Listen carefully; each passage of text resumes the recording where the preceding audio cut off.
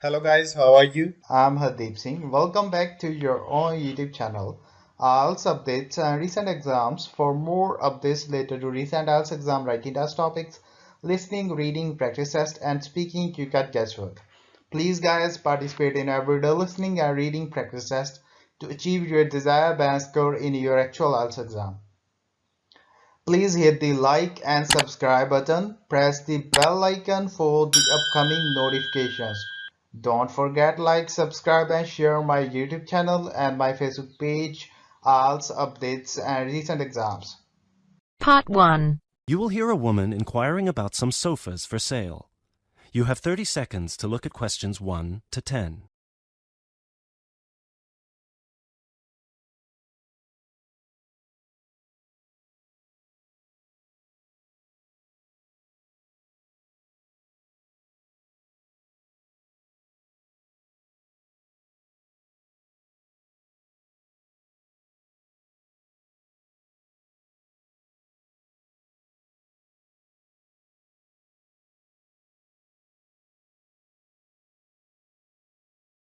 Hello. Hi, I'm ringing about your advertisement on sellyourstuff.com. The sofas. Can you tell me if they're still available? We've sold the small ones, but we've still got 3 available. Right. Okay, can you tell me a bit more about them? Of course. What is it that you want to know? Actually, I'm looking for something to put in the reception of my new office. So, well, I'm not too worried about the colour since we might be changing the covers, but the size is quite important. No problem. Just give me a second. I've got the details written down somewhere.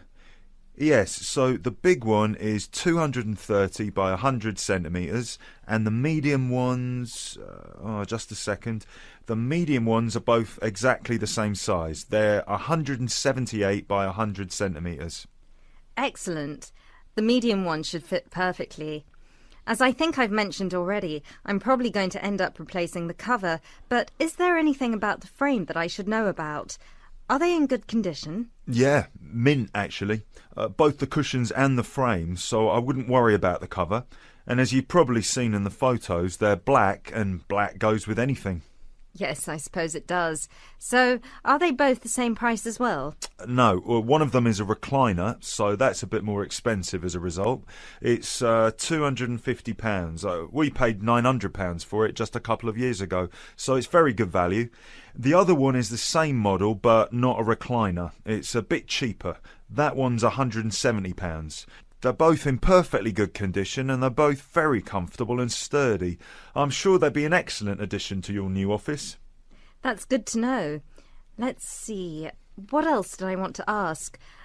Would you say they're both 3-seaters? I'd say that 3 people can sit on it comfortably. If that makes it a 3-seater, then sure. Okay. Can you hang on one moment, please? No worries. Yes, darling. Okay, if you want... Okay, I will. Sorry about that. No problem. My husband just told me we might be able to fit the big one in the corner. There's this little cabinet that he wants to get rid of, so we might be able to fit the big one there once it's gone. You said it was 240 by 100 centimetres, right? No, actually it's 230 by 100 centimetres. So it would definitely fit there then. Is this one a recliner as well? Not this one, no, it's just a standard sofa. Oh, but it costs £500. That's much more expensive than the other ones. That's true, but that's because it's vintage. It was my grandfather's, and if I'm not mistaken, he bought it sometime in the 40s. We had it refurbished only last year and spent nearly £300. We'd love to keep it, but it would cost a small fortune to ship it to Canada, so that's why we're selling it. I suppose it has sentimental value to me. I see. It does have a classic look to it, but it's a bit more than what I wanted to pay. Are you taking one of the medium ones as well? I'm sure we can sort something out. Okay, let's say I take the big one and the medium one as well. Not the recliner, the regular one. Would you be able to do a discount on that? So the big one is £500 and the medium one... how much did I say it was? £170. That's right.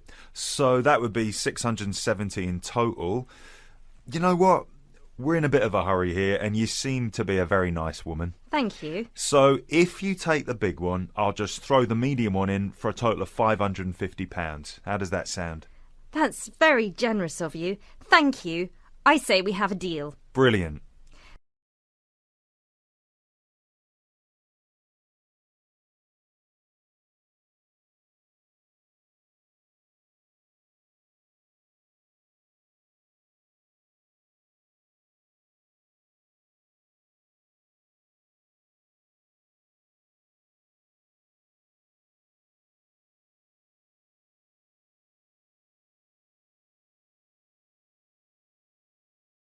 So, is it all right if I come round and check them out this evening? Then, if everything looks good, I can take them away with me then and there. Of course, but may I ask, how do you intend to take them home this evening? They're quite big. My husband and I run a transport business, so we'll take one of our vans or a small truck. If I'm happy with them, we'll definitely take them with us this evening. Fantastic. So, if you could just give me the details of where you live. Sure, I'm Mr. Thornton. Thornton. That's right, and the address is Flat 9, 38 Dean Park Road. That's in the town centre, close to the police station. OK, so I'll be coming from Muscliffe. Can you give me an idea of where you are? Yes, do you know Madeira Road, the police station? Yes. Well, you take that road and you go on past the police station till you get to a roundabout. Take the first exit, then Dean Park Road is the second road to the left. So, past the police station, first exit at the roundabout, first left? Second left, and I'm at the end of the road. The last building on your left. You can't miss it. Got it. So, I can be there around 8 p.m. if that's not too late. Can we make it 8:15? No problem. Oh, and my name's Amanda. Amanda Blake. Right, I'll see you then, Amanda. Goodbye. Goodbye. That is the end of part 1. You now have half a minute to check your answers.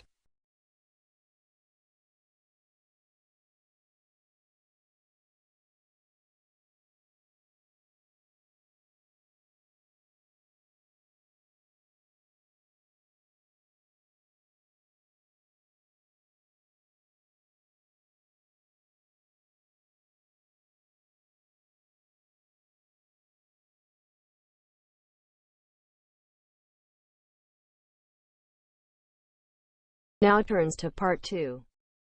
You will hear a talk given by the president of a university drama club. You have 30 seconds to look at questions 11 to 20.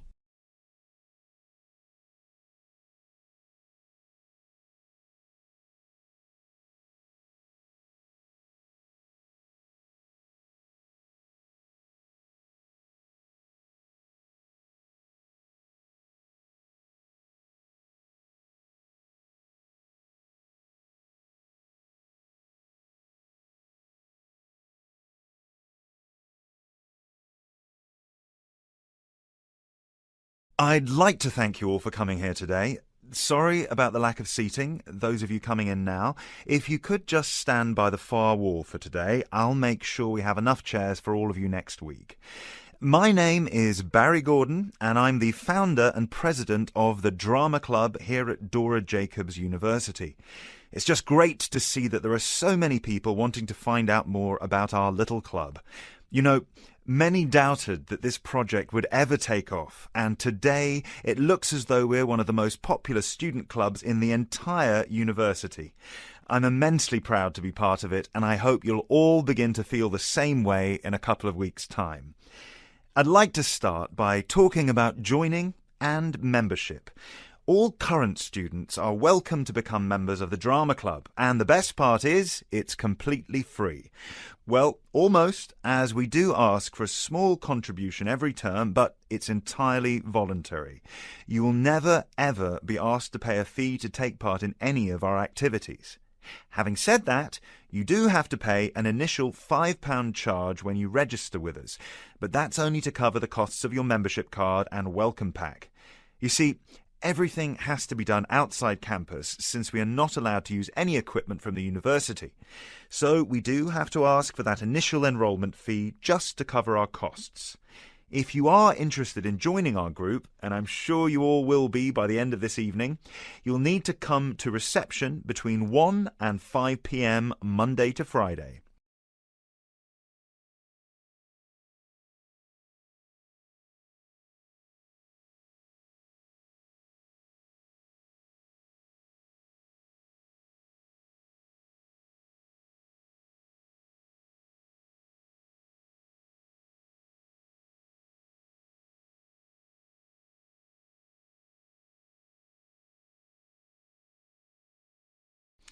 When you go to the offices to register, there are 4 things you must remember to bring with you. The first thing you'll need is your student card. Without your university student card, we cannot register you as a member of the drama club. Now, I know many of you don't use your student cards and might not even know where they are. So, unfortunately, if that's the case, you'll have to go to the main reception and ask for a new card. I know it's bureaucratic, and I also know there's a system where we could easily check if you're a student or not, but I'm not the one who makes the rules, and rules have to be followed. So, I apologise in advance for that. Secondly, you must bring a passport-sized photograph of yourself, obviously, when you come to register. We'll need this for your badge and also for the amazing photographs we post on our website. Yes, we will post your photos on our page, so make sure you look as good as you all look tonight. The third thing you already know, but I have to tell you again, it's in the script, and a good actor always follows the script. Anyway, the third thing is the £5 fee. Last, but by no means least, the most important thing you absolutely must remember to bring along with you: enthusiasm, passion, and love for the theatre. Without these qualities, I can't see a reason why anyone would be interested in joining our group. You'd be better off in the computer club, or with, what do you call them, with all the costumes. Anyway, it doesn't matter. What matters is that now you know what the requirements are. So, now all that's been covered, let's talk about the drama club itself.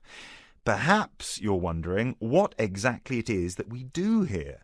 Are we a group of actors who want to get famous, make a fortune, marry models and move to Los Angeles? The answer is, surprisingly or not, no. We are a diverse group of varying people who want to socialize, meet other students, and above all, have fun. That's why we're here. By joining the group, you will not necessarily be asked to perform on a stage. Now, this is something you can do if you want to, and we will of course offer you help and guidance, but it's not compulsory and it never will be. You'll soon realise that most of your time here will be spent on relaxation exercises, storytelling, improvisation and group work, as well as many other transferable skills that you will take with you for the rest of your lives. Learning such skills will make a positive difference in whatever it is that you decide to do in your future. Business, arts, law, languages, you name it. It doesn't matter what you're studying for your degree, we're more than likely to have something for you. And this is what we do here. We help people understand people better. And we help you understand yourself better. That's the main goal of this drama club. But obviously, if you want to be famous and move to Hollywood, you're more than welcome here. We wouldn't mind the recognition. Maybe get some sponsors, who knows? Anyway, let me show you our facilities. If you would just follow me, I can show you this. That is the end of part 2. You now have half a minute to check your answers.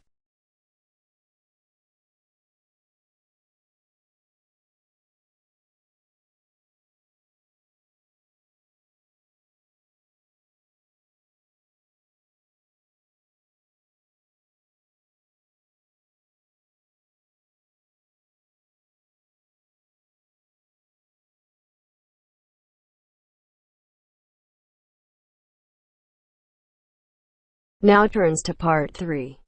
You will hear a conversation between a tutor and a student about dissertation research. You have 30 seconds to look at questions 21 to 30.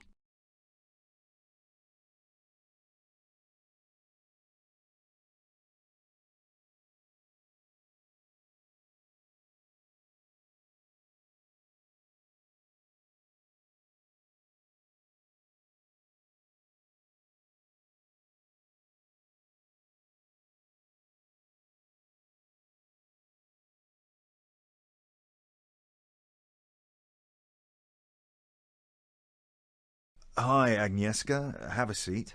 Hi, thank you. So, I take it you've finished your interviews for your dissertation? I have, yes. And have you had a chance to analyse the data yet?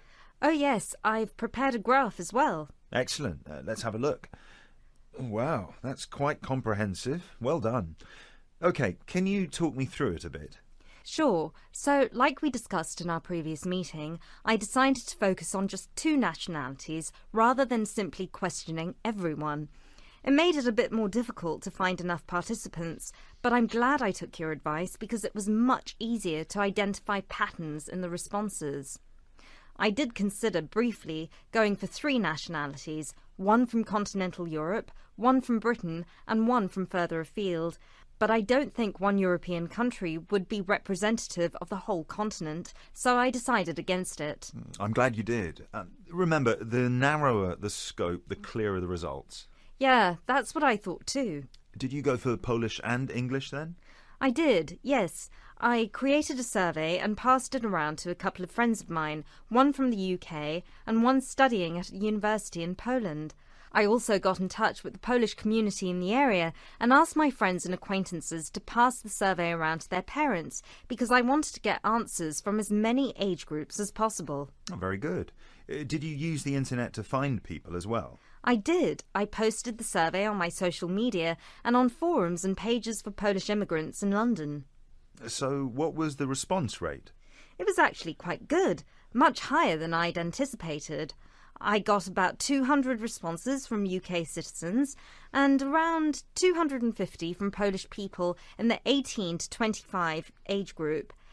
Then about 150 each from both nationalities in the 25 to 40 group and around 200 in total in the 41 and over group. Well, that's quite impressive. So what did you find out? Well, unsurprisingly, the majority of respondents under 26 from both countries were far more positive about immigration. 45% of young Polish people and 59% of young British people said that immigration had a positive effect on London. Another 32% and 26% respectively said the effect was neutral. And only 23% of Poles and 15% of Britons said immigration was a bad thing for the city. What about the other 2 groups? The findings in the 25 to 40 age group were very similar, but the 41 and over group were massively different. Only 28% of Poles and 31% of Britons said immigration was a positive thing, and a huge 35% and 38% said it was bad. Did you think about splitting the group into smaller categories? For example, 40 to 55 and then 56 and over? I did think about it, but the thing is that I asked people to write their exact age as well as ticking the age group category just to be able to check if there'd be differences between those closer to 40 and those much, much older. But I didn't find any notable ones, so I don't think splitting them would have made a difference. OK.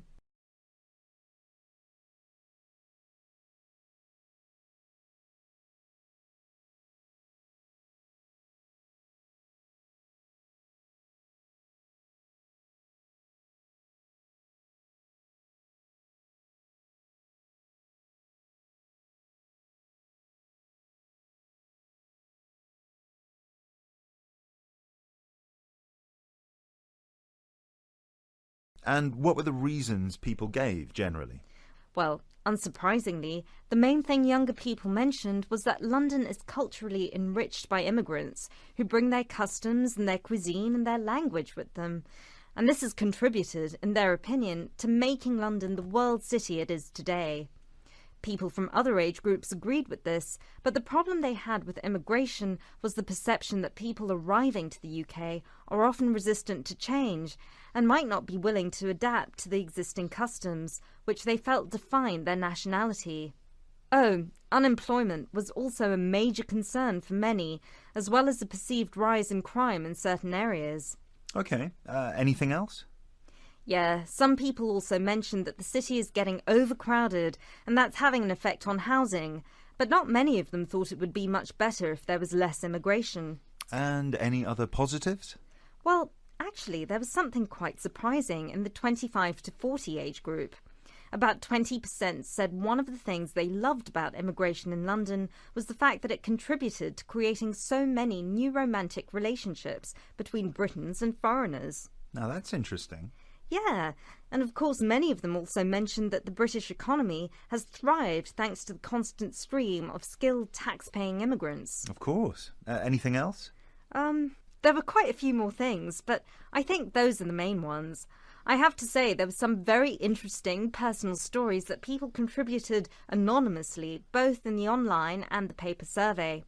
I had a section at the end where I asked people to write any positive or negative experiences they've had with immigrants, or because they themselves were immigrants, and I've got a bank of fascinating examples. Great. Are you planning to reference any of these in your presentation? Yeah, I've picked a couple of positive and a couple of negative experiences from each nationality.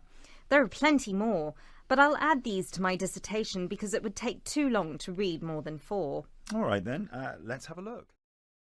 That is the end of part 3. You now have half a minute to check your answers.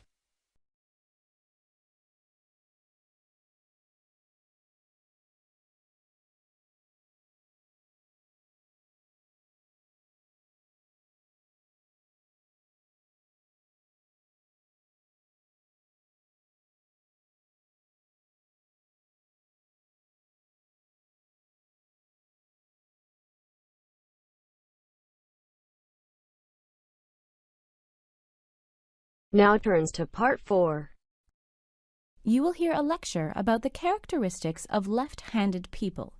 You have 30 seconds to look at questions 31 to 40.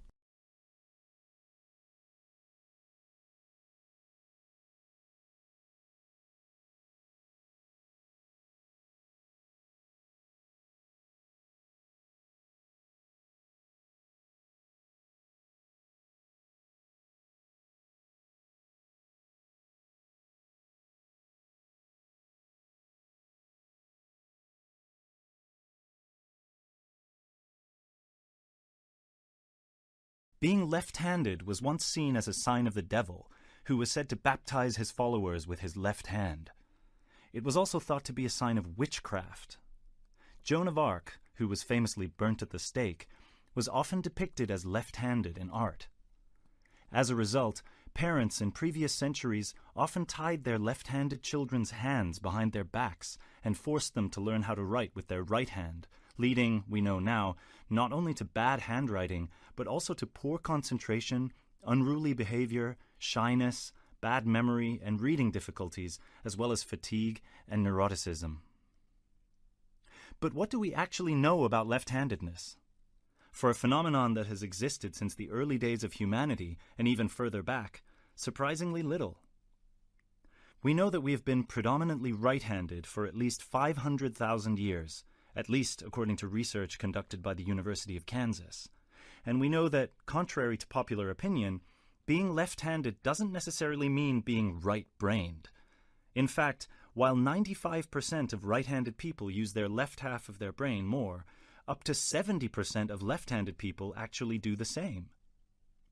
We also know that there's a long list of advantages and disadvantages associated with being a lefty. By the way, that's spelt with a Y at the end, not an IE, as left-handed people are often called. Let's start with the advantages, shall we? It might surprise you to hear that most of these advantages have to do with the fact that left-handed people grow up in a world that overwhelmingly favors and expects right-handedness. Take sport, for example. Left-handed people are more likely to excel in sports with one opponent, but this is not generally due to a naturally higher sporting ability. It has more to do with how often they get to practice against their opponents.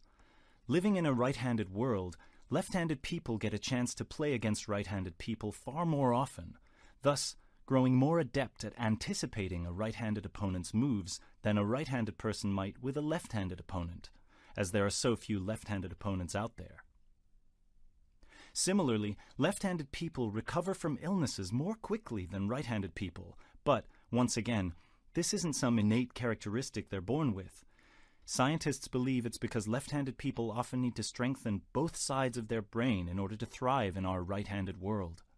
While a right-handed person does not have to struggle to use a pair of scissors or drive in most countries, for example, a left-handed person will need to take that one extra step in order to teach their left hand to mirror the movements of a right hand. Then, of course, there are those advantages which I personally do not find as strong or empirically proven, such as the idea that left-handed people tend to become presidents more often, or that they are more creative. It has indeed been proven that left-handed people are better at divergent thinking, but this just means that they're better able to examine a situation from all points of view rather than that they possess more creativity. At any rate, as Professor Ronald Yeo suggests, it's incredibly hard to measure something like creativity. And there are, unfortunately, plenty of disadvantages linked to left-handedness as well. As I mentioned before, driving is one. The UK is a notable exception here, as left-handed people tend to pass their driving exams more easily than right-handed people because the gear stick and the lever are both on the left-hand side in UK cars. Unfortunately, most Western countries drive on the right, which puts left-handed drivers at a disadvantage. Moreover, an Australian study from 2009 found that left-handed children were more likely to have issues in reading and writing, but also in their motor skills and the way they develop socially. Most children, the researchers said, catch up with their right-handed classmates as they get older, but that's not always the case. Then there's the 2013 study, which was conducted at Yale University, and which discovered that left-handed people are more likely to suffer from schizophrenia or other psychotic disorders, as well as the score of studies suggesting a link between left-handedness and dyslexia, ADHD, PTSD, etc. But, as I said before, it's not all bad for left-handed people. Setting aside the advantages and disadvantages, what most researchers now agree on is that whether you're left-handed or right-handed doesn't really affect you that much at the end of the day. Sure, you will often be met with curiosity and have to answer the pointless question of, are you left-handed, when somebody sees you using your left hand to write. And you might get your left hand as well as your writing smudged if you decide to use a fountain pen. But overall, the differences between left-handedness and right-handedness are so subtle and so insignificant that they are not enough to create two distinctive categories of people. It does, however, accentuate the fact that humans are varied and diverse for reasons we often misunderstand. That is the end of part 4. You now have half a minute to check your answers. So guys, don't forget like, subscribe and share my YouTube channel and my Facebook page, IELTS updates and recent exams. For more updates related to recent IELTS exam writing test topics, listening, reading, practice test and speaking, you got guesswork.